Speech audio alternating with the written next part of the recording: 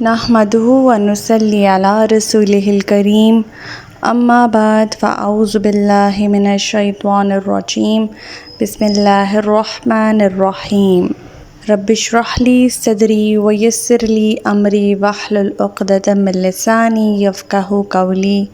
السلام علیکم ورحمۃ اللہ وبرکاتہ۔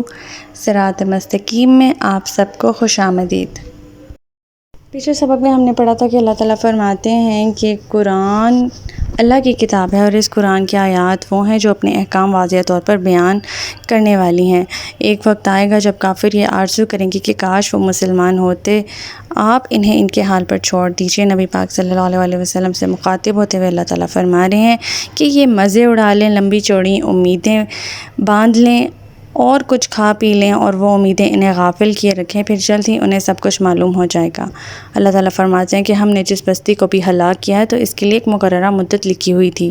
کوئی قوم اپنے مقررہ مدت سے پہلے نہ ہلاک ہو سکتی ہے، نہ ہی اس مدت کے بعد بچی رہ سکتی ہے۔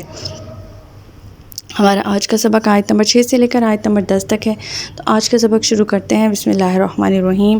وقالوا یا ایھا الذی نزل علیہ الذکر انک لمجنون۔ کافر یہ کہتے ہیں کہ اے وہ شخص جس پر یہ قرآن نازل ہوا ہے تو دیوانہ ہے، یعنی قریش آپ کو مجنون کہا کرتے تھے۔ نعوذ باللہ۔ آپ نے سرادران قریش سے جب کہا کہ اگر تم میری بات مان لو گے تو میں تم سے وعدہ کرتا ہوں کہ تم عرب و عجم کے مالک بن جاؤ گے، انہوں نے کہا کہ کیا ہم آپ کی ایسی 10 باتیں بھی ماننے کو تیار ہیں؟ تب آپ نے کلمہ توحید کی دعوت پیش کی۔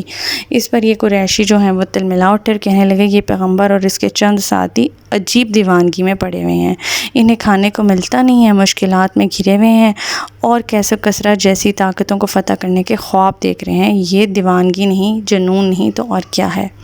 آیت نمبر 7۔ لَوْ مَا تَأْتِينَا بِالْمَلَائِكَةِ إِن كُنتَ مِنَ الصَّادِقِينَ۔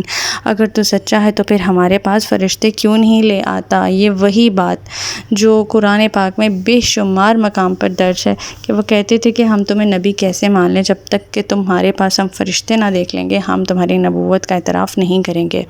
آیت نمبر 8۔ مَا نُنَزِّلُ الْمَلَائِكَةَ إِلَّا بِالْحَقِّ وَمَا كَانُوا إِذًا مُنظَرِينَ۔ حالانکہ ہم فرشتے صرف حق فیصلے کے وقت ہی اتارتے ہیں، پھر اس وقت انہیں مہلت نہیں دی جاتی۔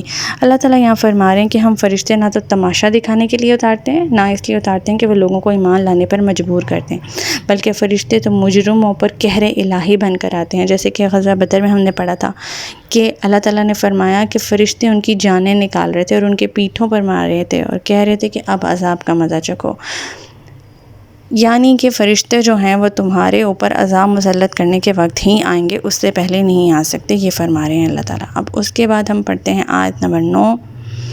اِنَّا نَحْنُ نَزَّلْنَا الذِّكْرَ وَإِنَّا لَهُ لَحَافِظُونَ۔ یقیناً ہم نے ہی اللہ ذکر اتارا ہے اور یقیناً ہم ہی اس کے محافظ ہیں۔ اس مقام پر اللہ تعالیٰ نے قرآن پاک کی بجائے لفظ ذکر استعمال کیا ہے جس کے لغوی معنی ہے یاد دہانی کرنا یا نصیحت کرنا۔ اللہ تعالیٰ فرما رہے ہیں کہ قرآن پاک کی حفاظت کا ذمہ خود اللہ تعالیٰ نے لیا ہے۔ حفاظت قرآن کے کئی پہلو ہیں۔ اب حفاظت بذریعہ کتابت بھی کی گئی ہے، بذریعہ حفظ بھی کی گئی ہے، اور اس حفاظت کا تمام تر کام اللہ تعالیٰ نے اپنے بندوں سے لیا ہے۔ آیت نمبر 10۔ وَلَقَدْ أَرْسَلْنَا مِن قَبْلِكَ فِي شِيَعِ الْأَوَّلِينَ۔ آپ سے پہلے ہم نے سابقہ قوموں میں بھی رسول بھیجے۔ تو ہمارا آج کا سبق یہیں تک تھا۔ اللہ تعالیٰ سے دعا ہے کہ اللہ تعالیٰ قرآن پاک کے احکامات کے ہمیں عمل پیرا ہونے کی توفیق عطا فرمائے۔ اللہ پاک ہمیں ہدایت دے کہ جس کے بعد گمراہی نہ ہو۔ ربنا لا تزغ قلوبنا بعد إذ هديتنا وهب لنا من لدنك رحمة إنك أنت الوهاب۔ سبحانك اللهم وبحمدك أشهد أن لا إله إلا أنت أستغفرك وأتوب إليك۔ السلام علیکم ورحمۃ اللہ وبرکاتہ۔